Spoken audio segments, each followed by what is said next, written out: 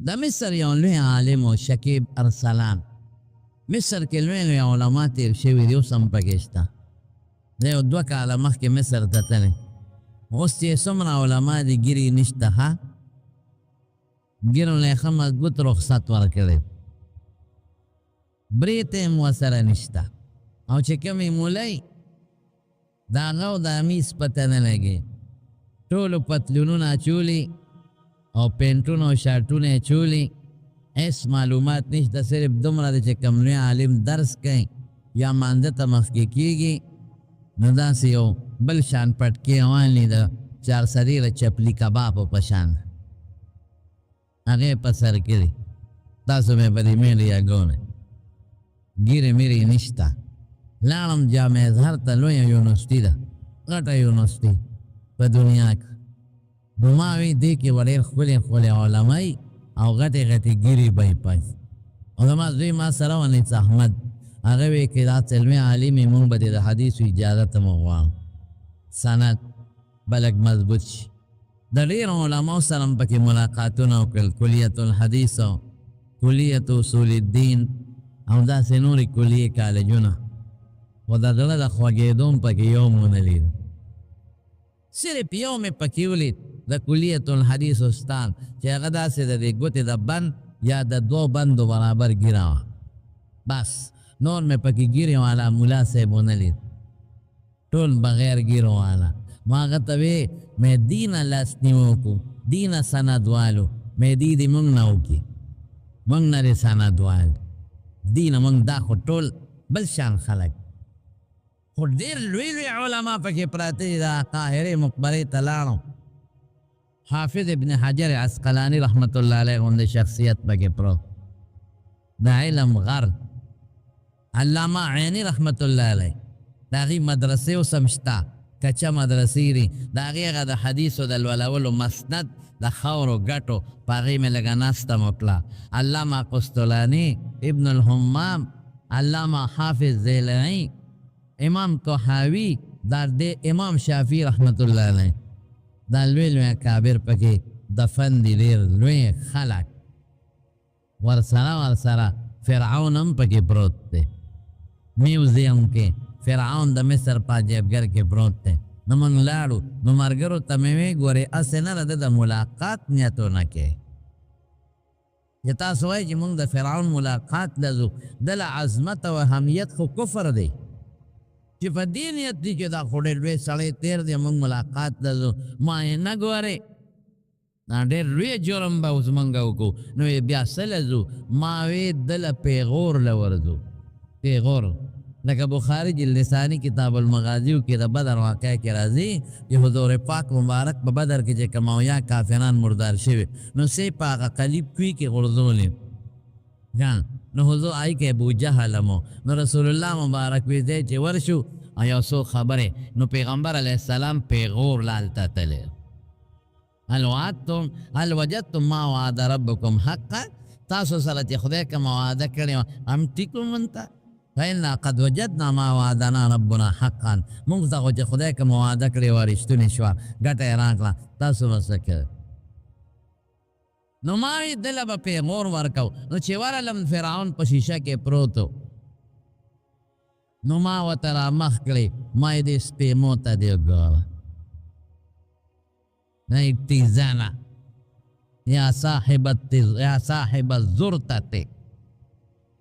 ما تا څنګه د خدای دعوه کړې وه چې تا وې انا ربکم الاعلی، اوس ځکه نه لاس جوړه کوه دې پوزې ته دی او دې شکل ته او دې ته وګوره. مړه خو چې په خولې سره تل نه مې پې سپک کړه، دا مې سپک دا هم پکې پراته دي. نو شکیب ارسلان په مصر کې یو ډېر لوی شخصیت تیر شوی، لوی عالم. نو هغه لیکلی دي ما په خوب کې حضرت ابوبکر صدیق رضی الله تعالی عنه ولیک، خو زما یو سودا وه پړه کې، ما وی دا مسلمان خو د الله خپل بنده دی، دا ولې والته کول خوري؟ ځکه زه به دله مثال درکړم، نن هر ځای کې د کافرو د لاسه مسلمان په تکلیف کې پروت دی، داسې ده که نه؟ کم ګوټ ته چې ګورې نو کافر د لاسه مسلمان په تکلیف کې پروت دی. او مسلمانانو سره په شام کې وګوره، په عراق کې وګوره، په یمن کې وګوره، په کشمیر کې وګوره، څومره ظلمونه کېږي مسلمانانو سره، څومره زیاتې کېږي. دې خوا کې ګاونډ کې افغانستان ته وګوره. ما وی دا ولې الله د دې کافرو مدد کوي؟ دا خو پردي دي، دا خو مشرکان دي، دا د خدای دشمنان دي. او مسلمان د خدای سجدې لګي، د خدای دوستان دي او خدای ایمان دي. نو دا دی ولې والته کول خوري د کافر د لاسه؟ دا مې زړه کې یو سودا وه او زمارونو ستاسو زړه کې به هم دا سودا وي. ده که نه ده هلکه که نشته؟ قرآن وایي چې موږ خو مونځ کوو، اته 15 وخته مونځ کوو، سجدې ورته لګو، حج کوو، عمره کوو، زکات ورکوو، ذکر و اسکار کوو، دا بچو باندې درسونه کوو مدرسې، او بیا مونږ والته کول خورو دا ول. او کافر نه خوري. وی دا مې کې سودا وه. نو د حضرت ابوبکر صدیق رضی الله تعالی عنه نه مې دا تپوس وکړ په خوب. ما وی حضرت صدیق اکبر دا د رسول الله مبارک په صحابو کې اول نمبر صحابي دی. اول نمبر صحابي دا هغه صحابي دی حضرت صدیق رضی الله تعالی عنه چې ټولو نه مخکې په رسول الله مبارک ایمان دې سړی راوړلی او څنګه ایمان یې راوړلی دی؟ بې دلیله ایمان. ابوبکر ما له الله نبوت راکړه، زه خدای پیغمبر کړم، وایي ما در باندې ایمان دی خیر و خلاص، اس دلیل نه غواړم. ما ته د مخکې نه معلومه چې ته رښتونی یې صادق. دې کې دویمه خبره نشته. بالغانو سړو کې لومبي ایمان احرارو کې حضرت ابوبکر صدیق دی او قسم دی رسول الله مبارک فرمائے مرض وفات کې تقریر کو پاغه کې او فرمائل ان من امن الناس علی فی ماله و صحبته. پما چې په مال او مرګرتیا کې د چا ډیر لوی احسان دی نو هغه ابوبکر صدیق دی. ګوره مالی فایده مال ډیره راکړې ده،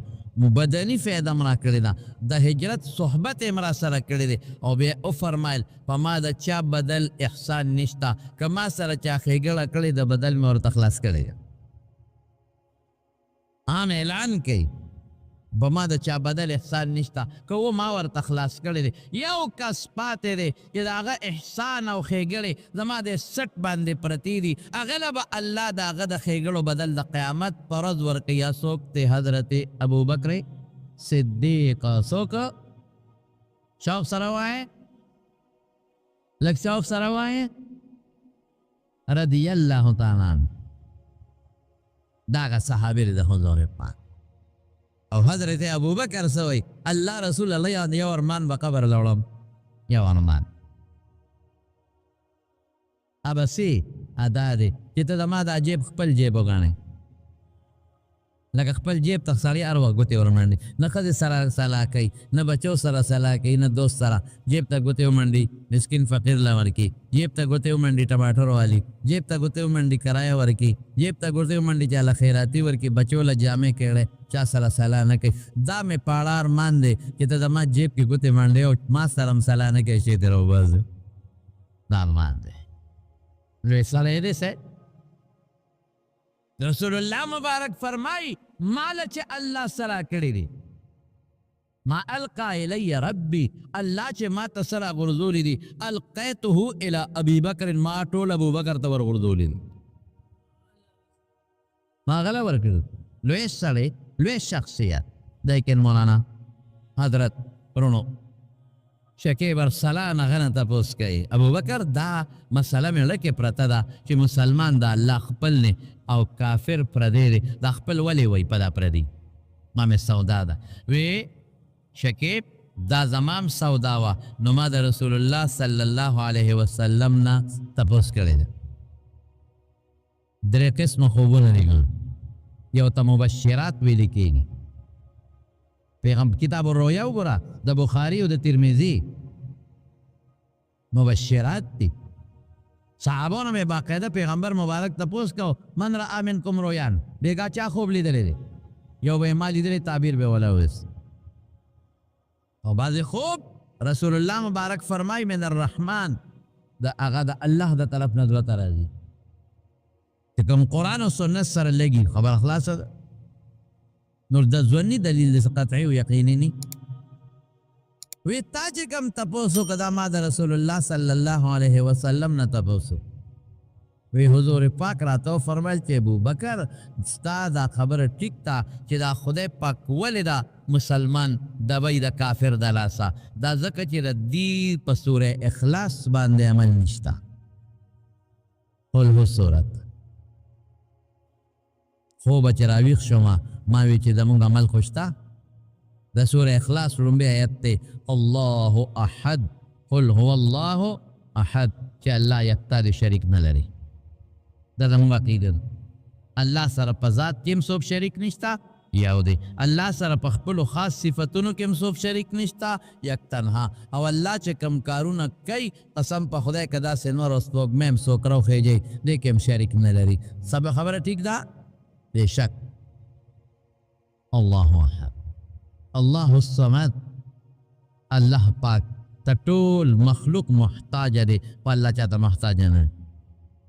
جون مم لچارا کړي داسې نه شوق سره جواب غواړه اخلی بسو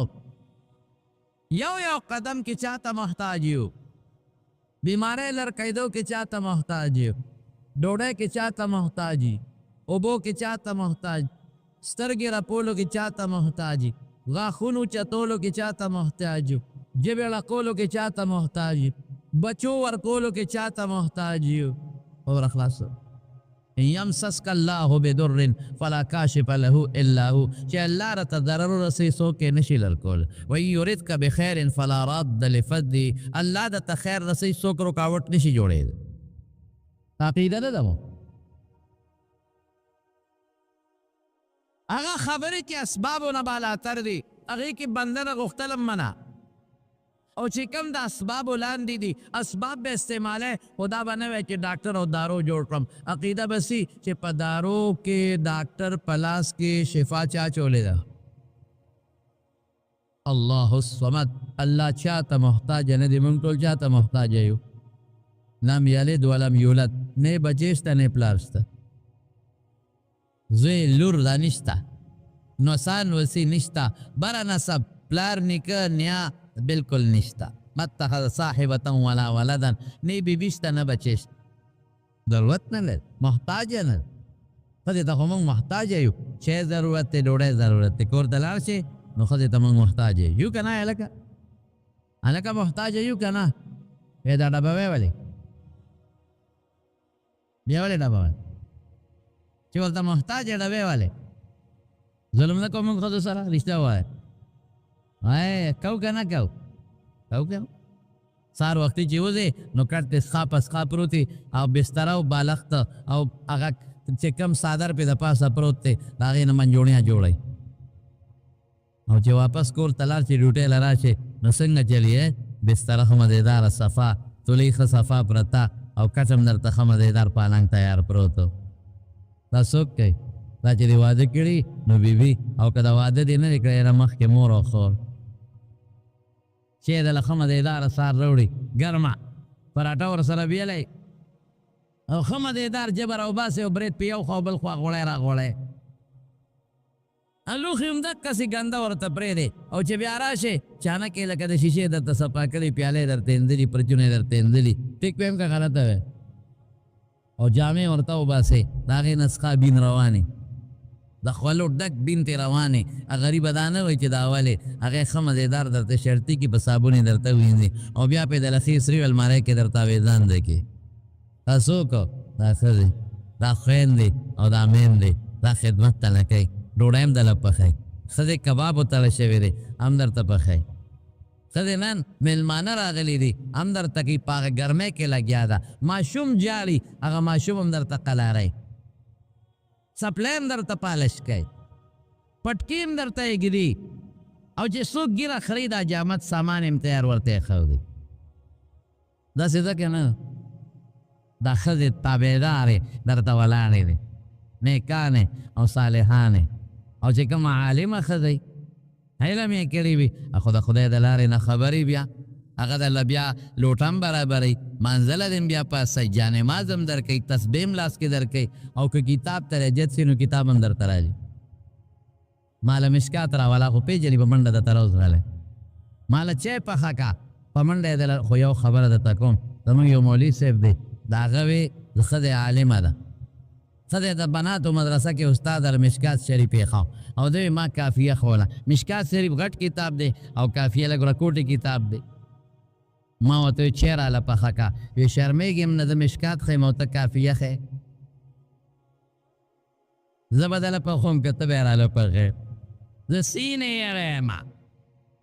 وړه دوره ښیم او ته څلورمه درجه ښې نو زه به دله چای پخوم که ته به راله چای پخې یاره وایي داسې حیران کړم چې اډو پلت مې ونه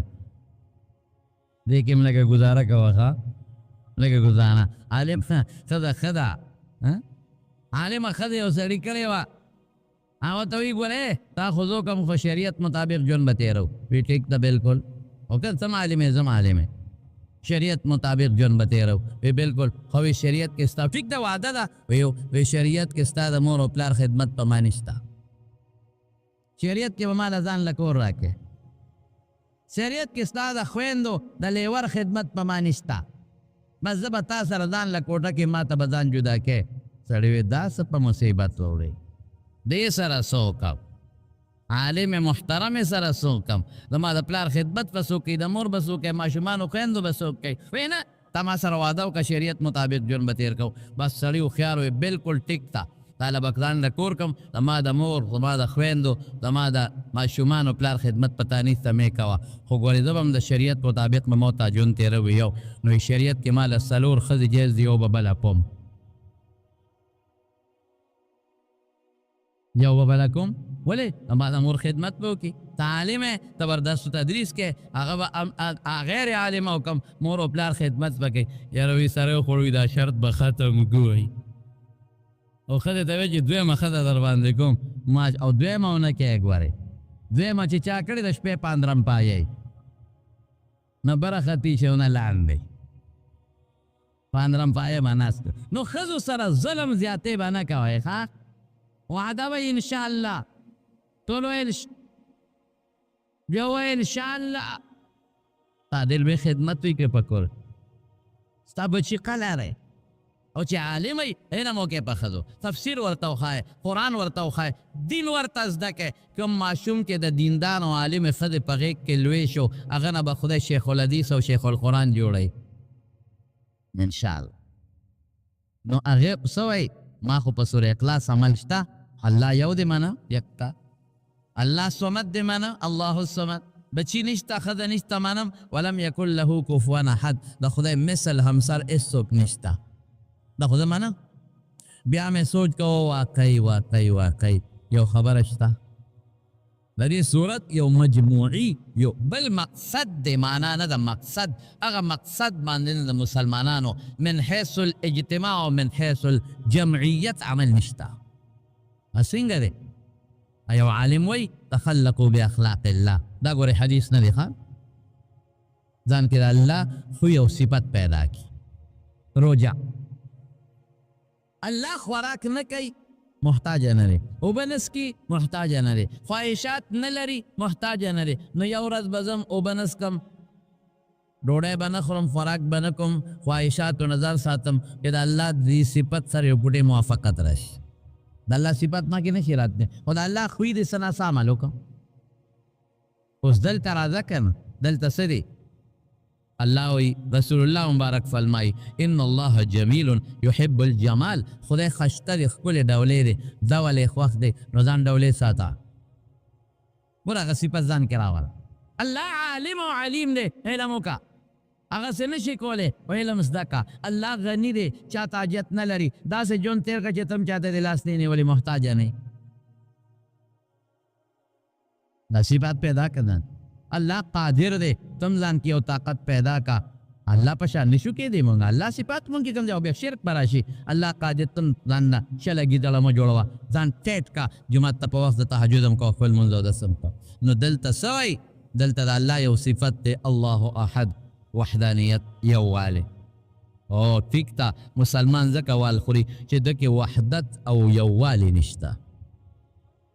څوک د امریکې غیږ کې پروت دی، څوک د روس په غیږ کې پروت دی، څوک د یهودي په غیږ کې پروت دی، څوک د انګریز په غیږ کې پروت دی، څوک د هندو په غیږ کې پروت دی. مسلمان تتر بتر دی. د الله صفت وحدت دی، د کې وحدت نشته، د کې یووالی نشته، د کول تکول خوري. هلکه داسې ده که نه ده؟ یو قوم چې یو موټی وي، قسم په خدای که څوک پرې راشي او چې دا قوم تتر بتري، هر څوک پرې راځي حمله پې کوي. نن یو نه ټسو باسي، سبا بل نه ټسو باسي، بل نه ټسو باسي، هر یو تختې مړه پرونه هغه و، نن به مونږ هم ووایي. خو که ټول ورته را یو ځای شو نو ګیدړانو بیا زمری هم ځغلولی دی. ګیدړانو څوک زغمولی دی؟ زمری هم زغلولی دی. خو زمونږ مثال د چا دی؟ د ګیدړ نه هم بدتر پارامي چرګوټي. پارامي چرګوټي بس خبره خلاصه. هغې کې اتفاق نشته او نه اتفاق کولی شي.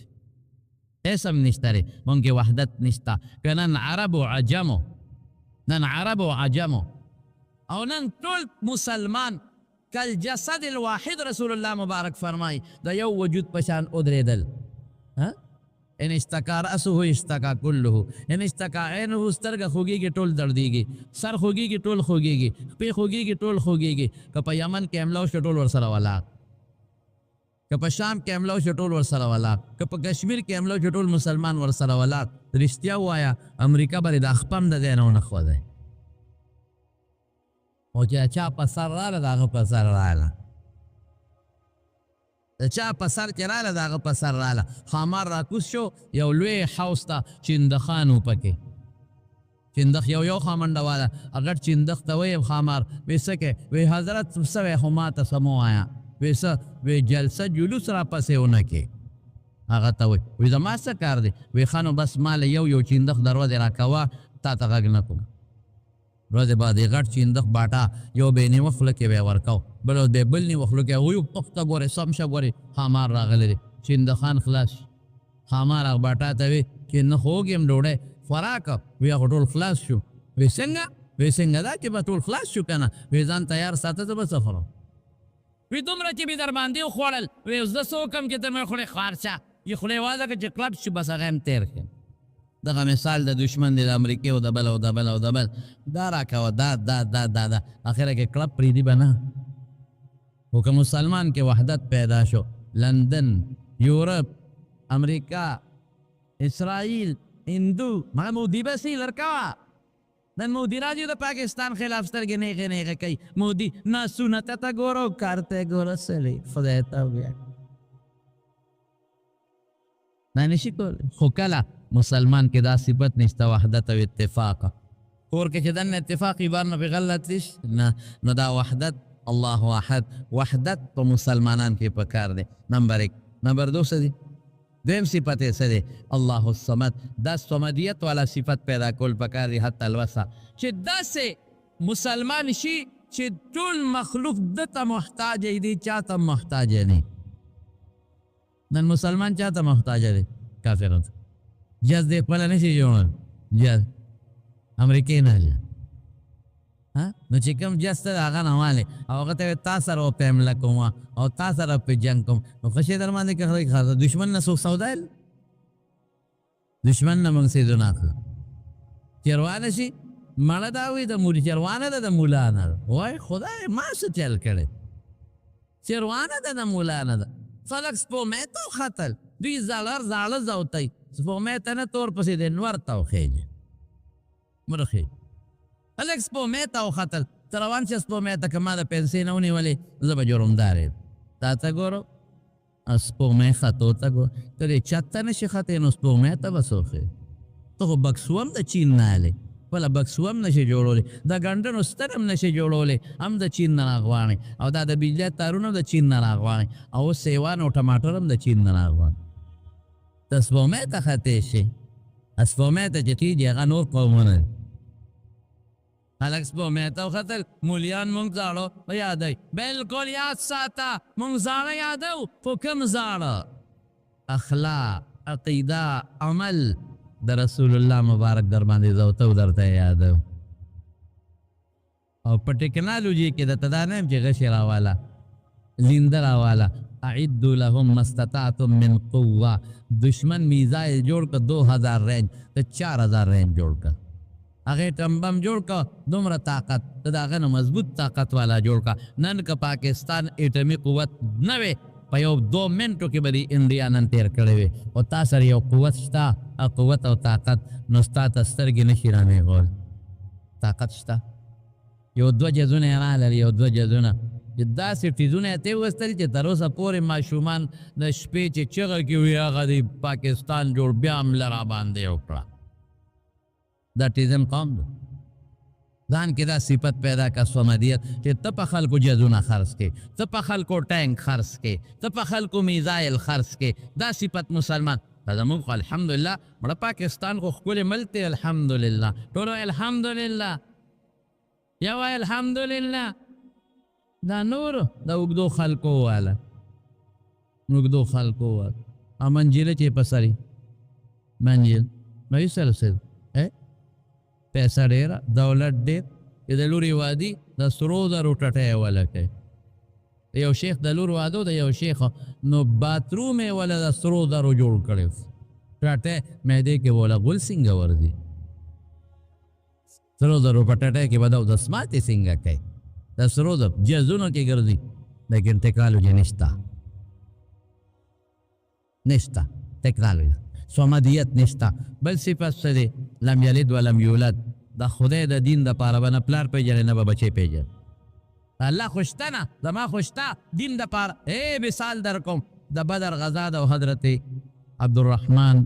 رضی الله عنه د ابوبکر صدیق دی دغه وخت کې کافرو صف کې ولاړل مبارزې به کېدې مبارزې څنګه مبارزې عام جنگ نه مخکې وه د یو طرف نه یو راووت او د بل طرف نه به هم راووت او آواز به وکړه هل من مبارزې شته څوک مې مقابلې والا چې راوځي یو په یو به جنگ کېده بیا به عام جنگ به وروسته شروع کېده عبدالرحمن راووت اب حضرت ابوبکر صدیق رضی الله عنه زوی دی ملا کافر دی توره وشلنګوله هل من مبارزین شته چې څوک زما مقابلې له راوځي هغه د پلار د زوی اواز پیژني ابوبکر صدیق واورېده وی دا د عبدالرحمن اواز نه دی د زوی مې وی دی که نه وی درلم رسول الله مبارک لک د مټو ونیو نه ابوبکر ته به نوځي بل څوک بوځي د خدای دپاره بیا پلار نه پیژن زوی نه پیژن وی بابا عبدالرحمن ورته وایي وی بابا بدر کې مې د تورې لاندې راغلی خو چې مې وکتل نو پلار مې وی نو ما در باندې غزار ونه کړه وی بچې ډېره غلطي دې کړې وی که زما د تورې لاندې راغلی قسم په خدای که مې پیژندلی وي که زوی مې وي که مې پرېښی وي تاسو به مې دله د خدای دپاره درکړم عبدالله ابن ابی رئیس المنافقین د منافقانو سردار د حضور پاک په ښار کې ګستاخي کړې لئن رجعنا الى المدینة لیخرجن الاعز منها الازل پیغمبر مبارک ته د ذلت نسبت کړو د ذلیل او زوی سوچه مسلمانو د هغه نوم عبدالله لاړ او پلار یې په استورو راکوزې کړ او د پلار او د زوی ډېر محبت او مینه وه او د ګریوان نه کلک ونیو وی عبدالله ته زما زوی نه ویم هغه د مینې والا وي هغه مینې والی ګریوان نه مې ولې نیسې وی تا پیغمبر مبارک په شان کې ګستاخي کړې ده پرېږدم دې چاته ما پلارې په ما ګرانې ډېر محبت خو زما د پیغمبر حتک دې کړی دی قسم په خدای په دا توره سټ به دې وه پرېږدم دې چاته تا پیغمبر ته ذلیله ویلي اوس به دا وی چې انا اذل وهو اعزو چې زه ذلیل یم او پیغمبر عزتمند دی نو وی پې وی زه ذلیل یم حضور پاک وی بیا ووایه بیا پې وی بیا ووایه بیا پې وی زه په مخه دی خو د خدای د دین لپاره پلار زوی دا به بیا نه منو بیا به یو الله منو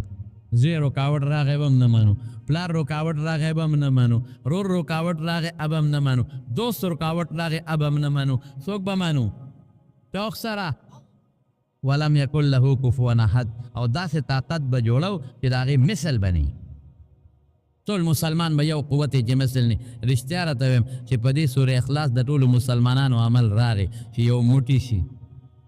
او ټیکنالوژي کې ورته خلک محتاج دوی چاته محتاج نه او د الله لپاره پلار او زوی هم نه پیژني او هم سر طاقت هم نه مسلمان نه رښتیا ووایه بیا به دې وال کوي که کافرو د لاسه به وال خوري وایه دې به وال کوي دا عمل نشته په سورې اخلاص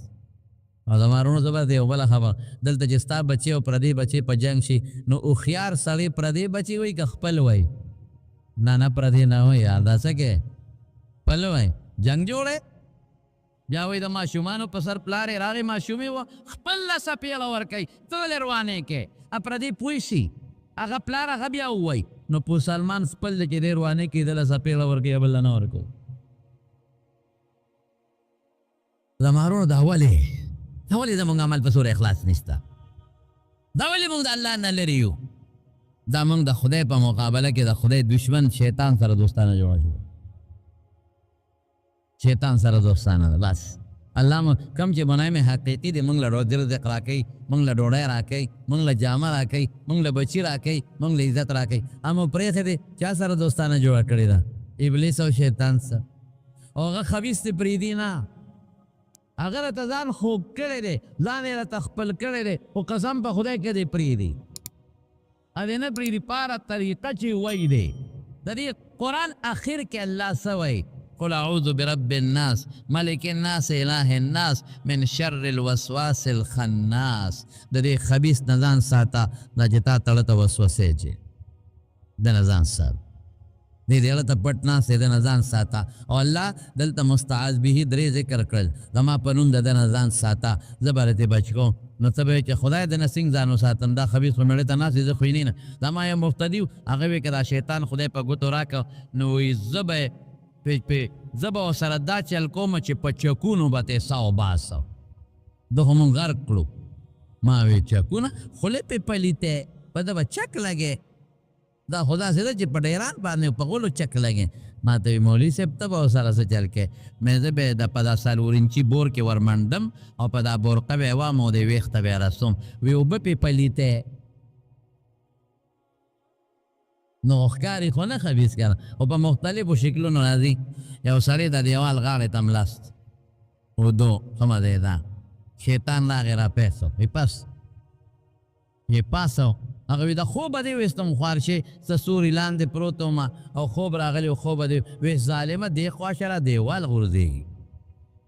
مړه دا خوارشې دې خوا چې پرېوځي دیوال چې دې خوا شو دیوال پرېوت دیکه به یې ورکړي بچي خو یې ډېر دي که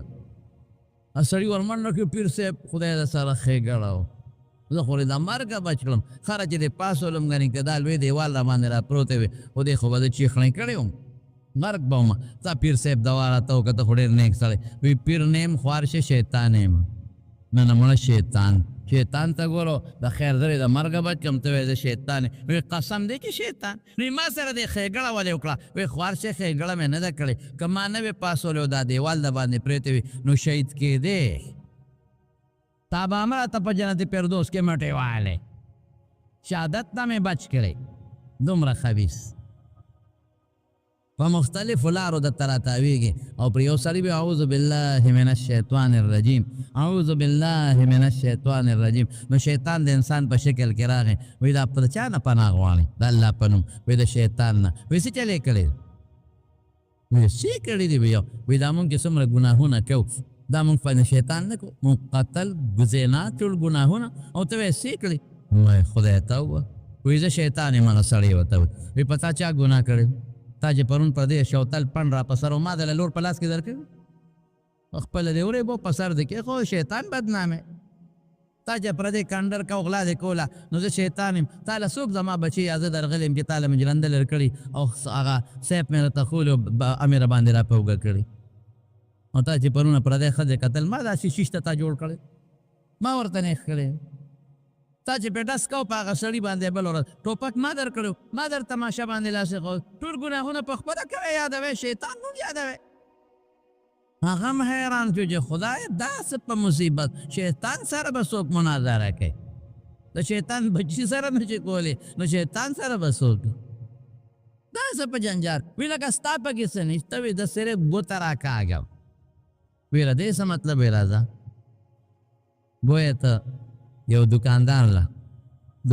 چې د شات غوړي خرڅول شیطان یو ګوته راواغېست او په دیوال یې راښ کړ بس وی ګوره زمونږ دغه کار دی ګوته راښکل باقي ټول اوس ګوره زما کار دی که ستا او شات غوړي کېښودل هغې ته چې چرمښکۍ راغله د دکاندار پیشو ساتلې وه د مږو دپاره هغې ور ټوپ کړې په هغه چرمښکۍ باندې د ګاک سره چې دا چاشات بوړلو باندې نه د سره سپیو ساتل سپی هغه ور ټوپ دی په پیشو باندې دکاندار وي وارشي دا د ما ساتل پیشو د مګوله مې ساتلې ده پخوا خو دکانونو کې اله دا سپی دی وتاړه هغه غری کې تر څو سپی راښکاره پیشو یې ماته کړې وه دکاندار تور اوچته کړه سپی یې پې و ګاک وی خوارشي دا خو قیمتي سپی و چې ټس شو دکاندار یې وو دکاندار ورو راغلل ګاک یې وو درې پسخه وغځېدل شیطان ورته وي دا اوس ما وکړل که دا تاسو وکړه ما صرف ګوته راښکلې باقي ټول تا وکړل هغه وی خر بچیه خو چل دې په دا ګوته کې وکړه تا ته چا وی چې دلته ګوتې راکاږه په شاته او په غوڼو او بیا هلته وسوسې مچې موږ د شیطان دوستانې کړ څومره چې ته ګناه کې ګناه د سترګو ګناه شیطان خوشحاله شو څوک خفه شو د غوږ ګناه کې دلته کې رواګې لکه د اس پیچولې دي هلکه پېژنې که نه په موبایل باندې ګانې اورې څوک خوشحاله شو شیطان څوک خفه شو کنځل چې کې څوک خفه شو او شیطان هغه ته چې ښځه کنځیم خوشحالېږي هغه ته چې لور کنځیم خوشحالېږي او خوشحالېږي په دې باندې من شر الوسواس نو ته به وایې چې دې نه به ځان څه خلاصوم نو آخر کې الله وایي الخناس چې د خدای نوم والې دې تښتې بیا چې انسان غافل شو نو دې وسوسه اچوي الشیطان جاسم على قلب ابن آدم د انسان په زړه ګونټې ماتې کړي دي شیطان اذا ذکر الله خنسا چې خدای یاد کړي رستو کېږي و اذا غفل وسوسه او چې د انسان غافل شي بیا ورته وسوسې اچوي بیا وسوسې اچوي من الجنة والناس اوس وی شیطانان دوه قسمه دي یو د پیري د ذاته ابلیس او د هغه بچي او یو د انسان د ذاته شیطانان هم شته د انسان د ذاته شیطانان پېژنې که نه پېژنې هغه ته وی غل ته وی غلا کوه کور وراته وی بیدار شل هغه ته یو شان راځي او د بل ته بل شان راځي هغه ته په یو مخ راځي او د بل ته په بل مخ راځي الله پاک د انسان پیدا کړی دی د خالص د خپل بندګۍ او د عبادت لپاره پیدا کړی انسان یې دې له نه دی پیدا کړی چې ته به خورې او څکې او بیا به مړ شې دا خو حیوانات هم کوي دا خو سپیم خوراک کوي دا خو خرم خوراک کوي د چا د خوراک یو طریقه ده او د چا د خوراک بله طریقه ده نو دې له انسان نه دی پیدا کړی انسان چې الله پیدا کړی دې دپاره یې پیدا کړ او یوازې انسان نه پیریان هم قرآن شریف کې الله فرمایي انسان او پیریان دواړه مې عبادت له پیدا کړي دي چې دې زما بندګي وکړي او ما له عبادت وکړي یعنې فرشتو چې کله آدم علیه السلام الله پیدا کو او فرشتو سره مشوره وکړه نو فرشتې ورته څه وایي فرشتې ورته صفا وایي رب العالمین ته چې الله مونږ خو ستا تسبیح هم وایو که نه نحن نسبح بحمدك ونقدس لك من خو ستا تسبیح وایو سبحان الله وایو قدوس وایو بس دا کافی ده کنه رب العالمین وینا زه به داسې انسان پیدا کوم چې هغه باندې به زه دا عبادت لازم کوم په دې طریقه کې اوکه جنت به ورکوم او که ونه که دوزخ به ورکوم د فرشتو عبادت خو داسې دی لکه مونږ چې ساګانې یلو د هغوی عبادت خو دی لکه مونږ چې سترګه رپو هغه خو د الله د طرف نه په هغوی عبادت لازم او ملزوم نه دی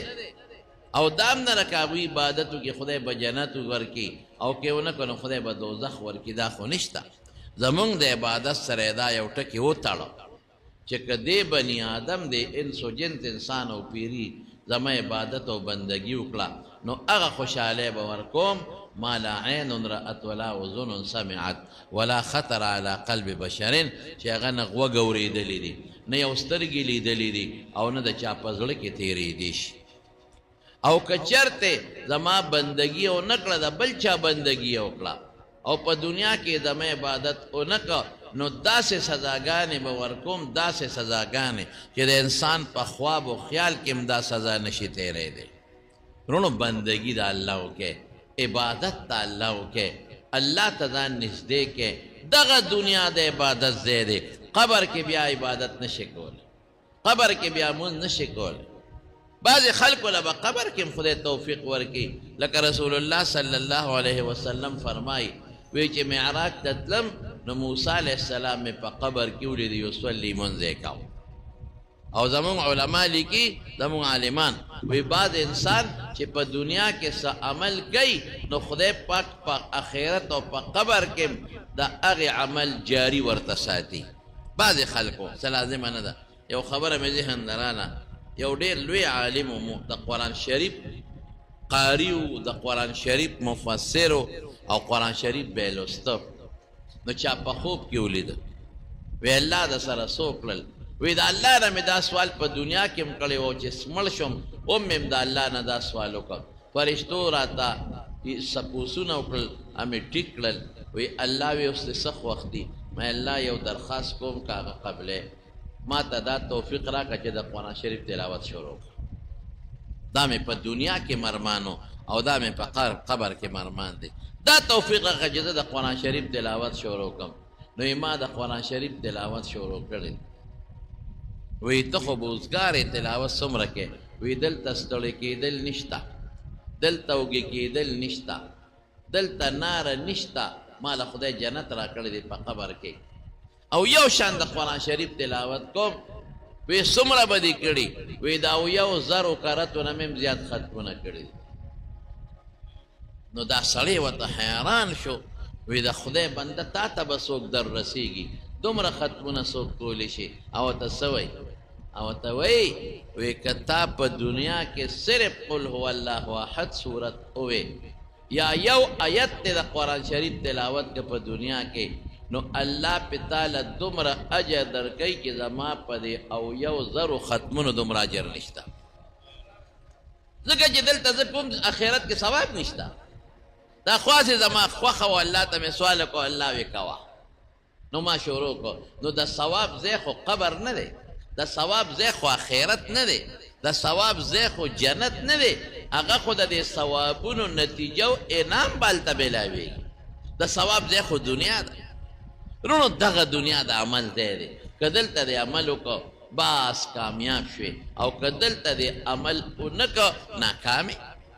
رسول الله صلی الله علیه وسلم څومره لوی شخصیت دی، یعنی د امت سفارش بکوي، زما او ستا سفارش بکوي، د ګناهګار امت سفارش بکوي. شفاعتي لأهل الكبائر من امتی، رسول الله مبارک فرمایي چې د غټو ګناهونو والا له سفارش کوم، واړه نه غټو والا له. څومره لوی مرتبه لري. او احادیثو کې راځي، د قرآن د نصوصو ایتونو نه معلومیږي چې رسول الله مبارک په سفارش کوي، د هغه په سفارش به خلک جنت ته ځي، او سردار دی د قیامت پر ورځ د پیغمبرانو. بیا به رسول الله مبارک څونه عبادت کو. عایشه بیبي فرمایي وی د شپې به ولاړو الله ته به جړل، ولجوفه عزیز کعزیز المرجل، وی دې سینې به داسې غرار کو لکه کټوی چې جوشیږي او غرار کوي. ولاړ به دا خپې به وپړسېدې حتی تورمت قدماه، وفي روایت تفطرت قدماه، دا خپې مبارکې به وپړسېدې او دا لاندې پوندې به وچاودې، دومره اوږد قیام به کو د عبادت شو. نو سیب عائشہ بی بی وتسوی وی دا اللہ رسول دا سکے قد غفر اللہ لك ما تقدم من ذنبك وما تأخر، تا تخو اللہ مخی رست ارسا معاف کردی دی، تخو دا گنانا محفوظی معصومی. نو دا دمر تکلیف پزان ولی تیرے، دا دمر اوگد قیام و تلاوتون پا منزکی ولی که حضور پاک سوی ماشاءاللہ. افلا اکونو عبدا شکورا، چه خدای دون احسان ما سرو کو چه مال پیغمبری راکلا، دون احسانیو کو چه مخ کی رستو ارسی راتا ماف کرل. نو دا دی رب شکریه ولی ادا نکم، او شکریه دی عبادت تی. قسم دی زمارونو کل دیر خپشم، زیم خدای پاک مونگ لسر آنکلل، مونږ له خدای انسانیت انسانانې پیدا کړي. قسم دی دا انسانیت د خدای لوی نعمت دی. بیا خدای مسلمانان پیدا کړي، او بیا د یو عظیم پیغمبر امتیان او عظیم کتاب قرآن شریف باندې زمونږ ایمان، سترګې روغې، پوزه صحیح، خوله مزیداره، په لاسونو روغ، په شکل ښکلې بچي خدای راکړل. چاته محتاجه مونږ خدای نه کړو، سره د دې مونږ الله یاد نه کړو. پکار دی چې د خدای شکر خو ادا کړو. پیغمبر مبارک شکر ادا کوي او موږ شکر نه ادا کوو چې موږ د خدای شکر ادا کړو. او ګوره یاد وساته لئن شکرتم لازیدنکم، قرآن کې الله وایي که د ما شکر م ادا که نور به یې دله زیات کړه. او لئن کفرتم که د ما ناشکري مو کړه ان عذابي